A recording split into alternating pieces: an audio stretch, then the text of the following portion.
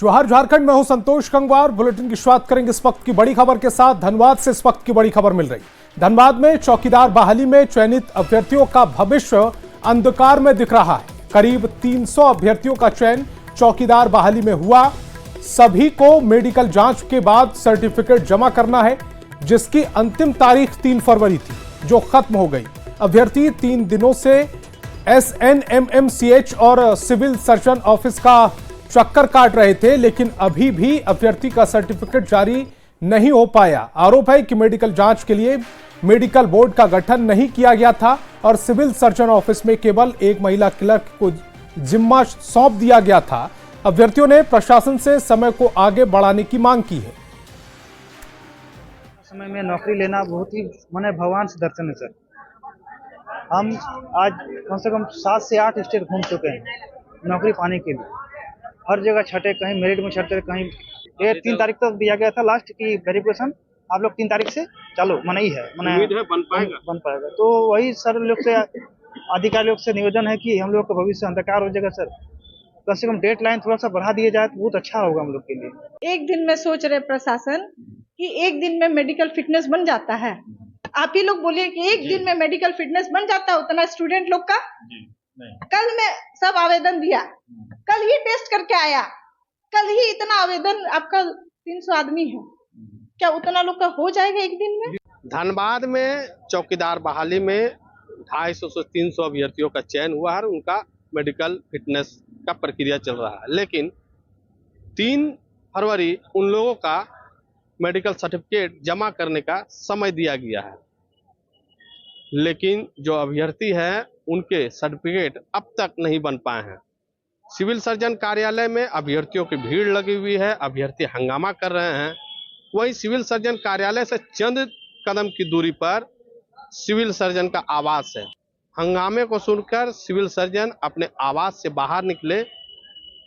इस मामले में जब हमने सिविल सर्जन से उनका पक्ष जानना चाहा तो वह गेट से बाहर नहीं आए। गेट के अंदर से ही कुछ बड़बड़ाते हुए फिर से अपने कमरे में चले गए। अब ऐसे में सवाल उठता है कि अगर अभ्यर्थियों का मेडिकल सर्टिफिकेट नहीं बनता है और अगर उनकी नौकरी चौकीदार की नहीं हो पाती है, तो आखिर इसका जिम्मेवार कौन होगा? आखिर स्वास्थ्य विभाग ने ऐसी पुख्ता तैयारी क्यों नहीं की थी कि जिससे कि सभी को सर्टिफिकेट मिल पाए?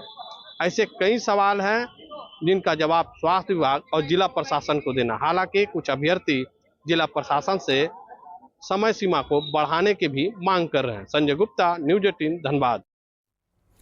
जमशेदपुर की बिष्टुपुर पुलिस ने गाड़ी चोर गिरोह का खुलासा किया। पुलिस ने इंटर स्टेट गाड़ी चोर गिरोह के 3 लोगों को गिरफ्तार किया। 31 जनवरी को धातकी डीही के जसीम अहमद का पिकअप वैन चोरी हुआ था। सीसीटीवी से मिले सुराग के आधार पर कार्रवाई करते हुए पुलिस ने पिकअप को भी बरामद किया।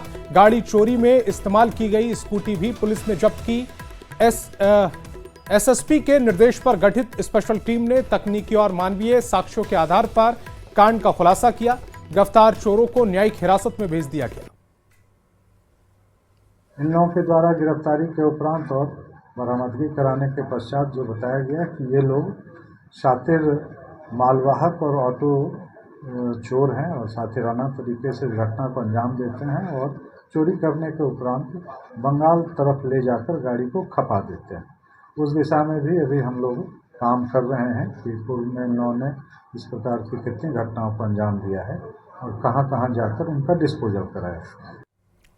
लातेहार पुलिस को नक्सली संगठन संघर्ष जन मुक्ति मोर्चा यानी SJMM के खिलाफ बड़ी कामयाबी मिली। नक्सल संगठन SJMM के सुप्रीमो राजेश सिंह खेरवार उर्फ राजेश को गिरफ्तार किया गया। पुलिस ने गिरफ्तार नक्सली के पास से 9 mm के देसी रिवॉल्वर, 2 जिंदा कारतूस, 1 मोबाइल बरामद किया है। नक्सली राजेश की गिरफ्तारी से क्षेत्र में राहत मिली है। गिरफ्तार नक्सली 3rd रेल लाइन निर्माण कंपनी के संवेदक से रंगदारी मांगा करता था। यह व्यक्ति विगत 13-15 वर्षों से अपराध के जगत में रहा है और संघर्ष जन मुक्ति मोर्चा नाम के संगठन से संबंधित रहा है। पूर्व में यह सब जोनल कमांडर के रैंक पर था। इसके विरुद्ध में चंदवा थाना, लातेहार थाना और बालूमाथ एवं गुमला थाना गुमला जिला में कुल 12 कांड दर्ज हैं और यह वर्ष 2012 से एब्सकॉन्डिंग है, फरार रहा है। कई केसेस में इसके विरुद्ध कुर्की जब्ती की कार्रवाई की गई है। इस अभियुक्त के द्वारा अभी भी वर्तमान में कुछ समय से चंदवा और लातेहार क्षेत्र के व्यवसायियों से रंगदारी वसूल करने के लिए फोन किया जा रहा था। झारखंड में केंद्र सरकार से रेलवे को बड़ी सौगात मिली है। इस बार के बजट में नई स्लीपर वंदे भारत का तोहफा मिला है। इससे झारखंड की कनेक्टिविटी दूसरे राज्यों के साथ और बेहतर होगी। 57 नए अमृत भारत रेलवे स्टेशन बनाने की भी घोषणा की गई, यानी अब झारखंड में वर्ल्ड क्लास के रेलवे स्टेशन देखने को मिलेंगे। ये खास रिपोर्ट आपके लिए।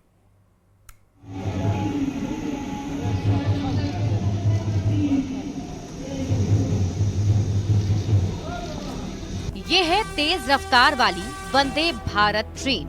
ये रांची से पटना, टाटानगर से पटना और देवघर से बनारस रोज जाती है।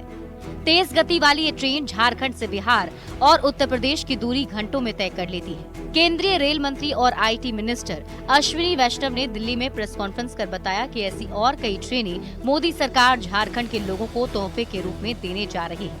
इस बार के बजट में केंद्र ने झारखंड में रेलवे के लिए 7,306 करोड़ रुपए आवंटित किए हैं। ये रकम कांग्रेस वाली यूपीए सरकार से 16 गुना ज्यादा है। 7,306 करोड़ रुपीस का एलोकेशन किया गया है, जो अगर आप यूपीए समय के एलोकेशन से कंपेयर करें तो 16 गुना ज्यादा है। ट्रेनों के साथ साथ झारखंड के स्टेशन भी चमकने वाले हैं। झारखंड में 57 नए अमृत भारत रेलवे स्टेशन बनाने का ऐलान किया गया है। रांची, हटिया और टाटानगर वर्ल्ड क्लास के रेलवे स्टेशन बनेंगे। अमृत भारत रेलवे स्टेशन के लिए 1,147 करोड़ रुपए मिले हैं। झारखंड में पहले से चल रही 12 वंदे भारत ट्रेनों का भी विस्तार होगा। नई स्लीपर वंदे भारत ट्रेनों की सौगात झारखंड को मिलने जा रही है। एक संक्षेप में आपको बता दूं कि पूरे भारतीय रेलवे की बात करें तो पैसेंजर रेवेन्यू इस साल हमारा होगा लगभग 80,000 करोड़ रुपया और गुड्स रेवेन्यू होगा लगभग 1,80,000 करोड़ रुपया। रेलवे की रफ्तार से झारखंड के विकास को भी गति मिलेगी। साल 2014 से अब तक 1,311 किलोमीटर तक नया ट्रैक बनाया गया है। ये दुबई और संयुक्त अरब अमीरात यानी यूएई से भी ज्यादा है। यहाँ तक कि झारखंड में रेलवे का 100% इलेक्ट्रिफिकेशन हो चुका है। रेल मंत्री का दावा है कि कांग्रेस की यूपीए सरकार में कभी नहीं हुआ, जो नरेंद्र मोदी ने प्रधानमंत्री बनने के बाद कर दिखाया। 2009 से 2014 वाले पीरियड में झारखंड में इलेक्ट्रिफिकेशन प्रैक्टिकली कुछ भी नहीं था। आज 100% इलेक्ट्रिफिकेशन हो गया। झारखंड में 60,000 करोड़ रुपए का इन्वेस्टमेंट मोदी सरकार ने किया है। ये आंकड़ा झारखंड के रेलवे में सबसे बड़ा रिकॉर्ड है। केंद्र का दावा है कि रेलवे की रफ्तार से पूरे झारखंड का विकास होगा। दिल्ली संवाददाता अमितेश सिंह और रांची संवाददाता संजय सिन्हा के साथ ब्यूरो रिपोर्ट न्यूज 18। 4 फरवरी को धनबाद के golf ground Randhir Verma stadium के जेएमएम का 53वां स्थापना दिवस समारोह मनाया जाएगा। इसकी तैयारियों का जायजा लेने जेएमएम महासचिव विनोद पांडे धनबाद पहुंचे। इस कार्यक्रम में मुख्यमंत्री हेमंत सोरेन, मंत्री, सांसद और विधायक शिरकत करेंगे। वहीं गांडेय विधायक कल्पना सोरेन भी पहली बार शामिल होंगी। विनोद पांडे ने कहा है कि गोल्फ ग्राउंड से जेएमएम का इतिहास जुड़ा है। यहां से आंदोलन की शुरुआत हुई। देखिए, 53वां स्थापना दिवस है और यही धनबाद की धरती है, यही वो मैदान है जहां से अलग राज्य का आंदोलन का बिगुल फूंका गया था और ये ऐतिहासिक जगह है, ऐतिहासिक मैदान है। तो निश्चित रूप से कार्यक्रम भी जो 53वां स्थापना दिवस का है वो भी ऐतिहासिक होगा। और ये जो आप लोगों को देख रहे हैं, जो पार्टी के पदाधिकारी हैं, इन लोगों की जो तैयारी है निश्चित रूप से वो काबिले तारीफ है। झारखंड कांग्रेस के स्टेट लेवल कमेटी का अभी तक गठन नहीं हो सका है। प्रदेश अध्यक्ष को सहयोग करने के लिए राज्य में कोई टीम नहीं। ऐसे में बीजेपी कांग्रेस पर तंज कस रही है, तो सहयोगी दल जेएमएम ने इसे कांग्रेस का अंदरूनी मामला बताते हुए पल्ला झाड़ लिया।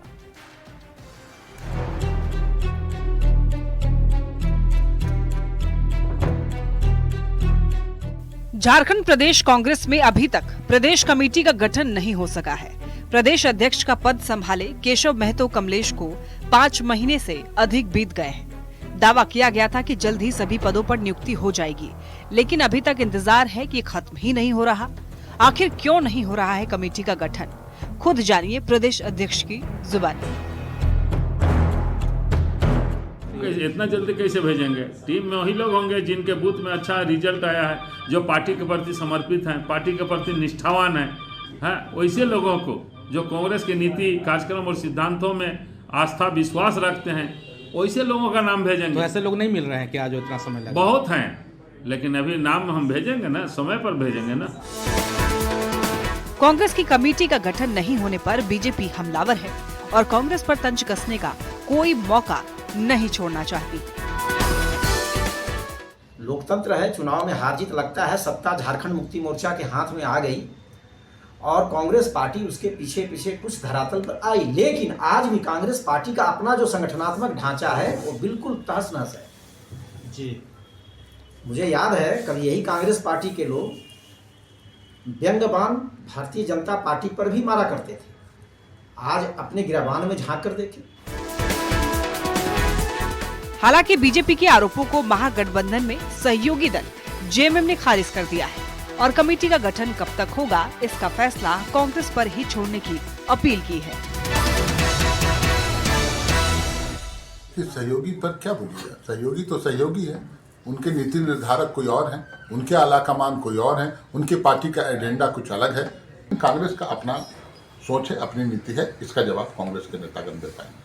अब देखना यह है कि जिस तरह से आयोग और बोर्ड कई खाली हैं, क्या प्रदेश कांग्रेस कमेटी का गठन इसी माह हो जाएगा, चूंकि विधानसभा का सत्र भी होने वाला है। कैमरामैन प्रभाकर के साथ निरंजन सिंह, न्यूज 18 रांची। रांची से बड़ी खबर मिल रही है। डोरंडा में जेवर दुकान में चोरी का खुलासा हुआ है। चोरी के 5 आरोपी गिरफ्तार हुए हैं। आरोपियों के पास से चोरी के गहने बरामद हुए हैं। आरोपियों से पुलिस की पूछताछ जारी है। चोरों के इंटर स्टेट कनेक्शन का खुलासा हुआ है। पूरे मामले पर पुलिस जल्द खुलासा करेगी। रांची से इस वक्त की बड़ी खबर आपकी टेलीविजन स्क्रीन पर। डोरंडा में जेवर दुकान से चोरी का खुलासा हुआ। चोरी के 5 आरोपी गिरफ्तार हुए हैं। आरोपियों के पास से चोरी के गहने बरामद हुए। आरोपियों से पुलिस मामले में पूछताछ कर रही है। गढ़वा डिजिटल क्षेत्र में अब एक पायदान आगे बढ़ गया है, क्योंकि यहां किसानों के ऑनलाइन सब्जी की बिक्री ई नाम के जरिए हो रही है।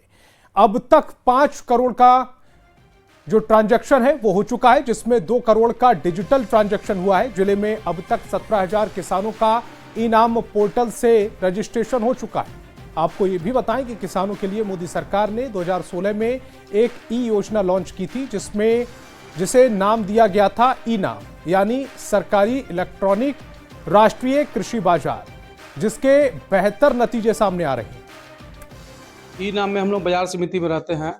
किसान लोग का सब्जी उब्जी बच जाता है तो लेके बाहर देश में भेज देते हैं, बाहर शहर में भेज देते हैं। यहाँ देख के रेट जो होता है ऑफिस से, उसी का डिस्ट्रीब्यूट करते हैं हम लोग। इससे फायदा क्या है? फायदा किसान लोग को है। हम लोग माल बिकता होगा। हाँ, किसान लोग से 4 आना पर हम लोग रख के और भेज देते हैं, सप्लाई कर देते हैं। वही जो बचत होता है हम लोग का। इनाम से डिजिटल पेमेंट से बढ़िया फायदा है। हाँ, बढ़िया फायदा है। सब्जी में हो गया, जैसे फूल गोभी हो गया, पत्ता गोभी हो गया। इनाम से जब से आप डाले हैं कहाँ से लोग बिका आपका माल? मान के चलिए यहाँ से हम लोग खरीदे, मतलब किसानों से। कभी छत्तीसगढ़ खरीद दिए, मतलब कभी बोला, कभी रामानुगंज, कभी अंबिकापुर। ई नाम पोर्टल पे लगभग 5 करोड़ रुपए का व्यापार हुआ है 16 से अब तक। हाँ, उसमें नहीं, उसमें पूरा व्यापार हुआ है लगभग 5.5 करोड़ का लगभग, और जिसमें कि 2.5 करोड़ रुपया का डिजिटल पेमेंट हुआ है। किसान रजिस्टर्ड है इसमें टोटल 17,134 किसान रजिस्टर्ड हैं। अब आपको रामगढ़ लेकर चलते हैं, जहां मांडू प्रखंड के अगरिया टोला में सोलर जल मीनार सफेद हाथी साबित हो रही है। सोलर जल मीनार 1.5 साल से खराब पड़ी है, जिसमें लोगों को पानी की समस्या का सामना करना पड़, पानी की किल्लत से जूझ रहे लोगों से बात की संवाददाता जावेद खान ने। वक्त मैं मौजूद हूँ मांडू प्रखंड के आरा उत्तरी पंचायत के अगरिया टोला में। आप देख सकते हैं अगरिया टोला की स्थिति को। यहाँ पर सोलर जल मीनार 1.5 वर्षों से खराब पड़ा हुआ है। ऐसे में आप देख सकते हैं ये जो चापाकल लगा है वो भी खराब पड़ा हुआ है। ऐसे में यहाँ के जो ग्रामीण हैं वे कुआं से नदी नाले से पानी लाने को मजबूर हो रहे हैं। अभी ठंड खत्म नहीं हुआ है और यहाँ पेयजल संकट शुरू हो गया है। यहाँ कुछ लोगों से हम सीधे बात करेंगे। हम लोग के पानी के बड़ी दिक्कत हो। अच्छा, कहाँ पानी खराब हो गया ये? हाँ, ये खराब है? हाँ खराब हो 1.5 साल से। अच्छा, हम नहाने के लिए पानी नदी जाते हैं, नदी नाला से नहा के आते हैं और पीने के लिए भी बहुत तकलीफ हो, यहाँ पूरा सूख जाता है कुआं। तो सोलर वाला खराब हो गया है? हाँ। कब से खराब है? 1.5 साल से। आपका नाम क्या है? आपका क्या नाम है? एवंती कुमारी। ये सोलर वाला खराब हो गया है वाटर सप्लाई? हाँ खराब हो गया। कब से खराब है? 1.5 साल हो गया। 1.5 साल। तो एक ही कुआं है टोला में, इसी पे आप लोग आश्रित हैं। आपका क्या नाम है? देवंती कुमारी। तो ये पानी के लिए आप लोग कुआं में, आपका कुआं सूखता है तो कहाँ जाती है? नदी जाते हैं। कौन नदी है? बहुत दूर पड़ता है। कौन सा नदी है? नदी का कि हम अभी तो ठंडा का मौसम है, अभी से पानी का दिक्कत हो रहा है? अभी से दिक्कत हो रहा है। तो स्कूल जाती है तो पानी भर के जाती है पहले? तो इस सोलर जल मीनार खराब हुआ तो बताई नहीं, किसी को खबर नहीं की है? नहीं खबर की है। तो आप देख सकते हैं कि किस तरह से यहाँ पर लोगों को परेशानी हो रही है। यहाँ पर ये माझी टोला आदिवासी टोला है और यहाँ पर सोलर जल मीनार जो है बीते 1.5 वर्ष से, जैसा ग्रामीण बता रहे हैं कि खराब है। और इस टोले में अमूमन सांथाली आदिवासी रहते हैं, लेकिन यही एक कुआं है जिस पर ये पेयजल के लिए निर्भर हैं और सोलर जल मीनार खराब है। ऐसे में यहाँ पर स्थानीय प्रशासन को इस ओर ध्यान देने की जरूरत है। जावेद खान, न्यूज़ 18 रामगढ़। राष्ट्रपति भवन दिवस के मौके पर बॉलीवुड सिंगर सोनू निगम ने राष्ट्रपति भवन के कल्चरल सेंटर में अपने गीतों से समा बांध दिया। राष्ट्रपति द्रौपदी मुर्मू भी इस सेलिब्रेशन में शामिल हुई। राष्ट्रपति सोनू निगम की शानदार गायकी की गवाह बनी। सोनू निगम ने अपने सुरीले गीतों से सबका मन मोह लिया। साथ में उनके पिताजी शागम को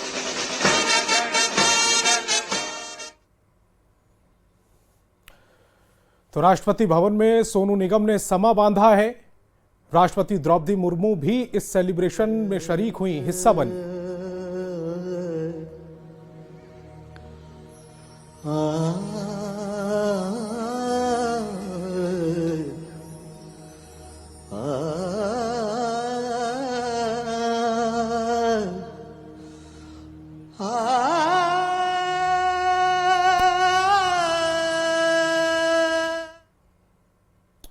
मां सरस्वती को विद्या और ज्ञान की देवी माना जाता है। हजारीबाग में मान्यता है कि सरस्वती पूजा के दिन बच्चे खली छूकर पढ़ाई लिखने की शुरुआत करते हैं। पंडित मंत्रोच्चारण करते हुए बच्चों का हाथ पकड़कर उन्हें ओम लिखवाते हैं, जिससे उनका शिक्षा जीवन आरंभ होता है। यह परंपरा पीढ़ी दर पीढ़ी चली आ रही है।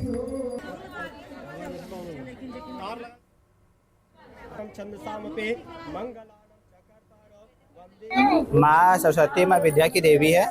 इसके वजह से हम आज मेन है सरस्वती माँ, ये परंपरा आज तक चलता आया है कि सरस्वती माँ के समय जब भी कोई बच्चा पढ़ाई लिखाई शुरू करे तो सबसे पहले सरस्वती माँ का आशीर्वाद लेता है। बस इसी वजह से आज आशीर्वाद दिलवाए अपनी बेटी के लिए, और मेरी बेटी आज से अपना पढ़ाई लिखाई शुरू कर रही है, जो कि सरस्वती माँ के आशीर्वाद से आगे भी इसका सब कुछ सुखल मंगल ही होगा। जब से सनातन धर्म ब्रह्मा जी ने सृष्टि रचे हैं, उसी समय से यह माँ सरस्वती का प्रथा है कि इनके चरणों में जो भी विद्यार्थी आएंगे और नतमस्तक होंगे और लिखने स्पर्श करेंगे तो ज्ञान का प्रादुर्भाव होती है। गुमला के आकाशी पंचायत में सिरसी तानाले कंकड़ो लता राजकीय समारोह का भव्य आयोजन हुआ। इस कार्यक्रम में झारखंड सरकार के मंत्री चमरा लिंडा मुख्य अतिथि रहे, जबकि सिसई, खूंटी, चक्रधरपुर और खिजड़ी के विधायक भी मौजूद रहे। कार्यक्रम की शुरुआत शहीदों को श्रद्धांजलि देकर हुई। मंत्री चमरा लिंडा ने आदिवासी समाज की सांस्कृतिक पहचान और उत्थान पर जोर दिया। उन्होंने सिरसी तानाले को आदिवासी तीर्थ स्थल के रूप में विकसित करने की घोषणा की।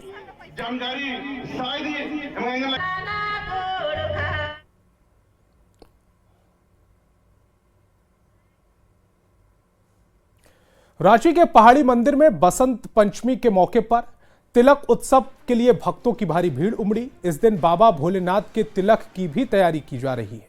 महाशिवरात्रि 26 फरवरी को मनाई जाएगी। जब बाबा भोलेनाथ का विवाह होगा, सुबह से ही श्रद्धालु मंदिर पहुंच रहे हैं और रांची के उपायुक्त मंजुनाथ भजंत्री भी पूजा में शामिल हुए। उन्होंने महाशिवरात्रि के संबंध में मंदिर पूजा समिति के अधिकारियों से चर्चा की। उपायुक्त ने बताया कि महाशिवरात्रि की तैयारियां शुरू कर दी गई। तो इस बुलेटिन में फिलहाल इतना ही। आप देखते रहिए News 18 बिहार।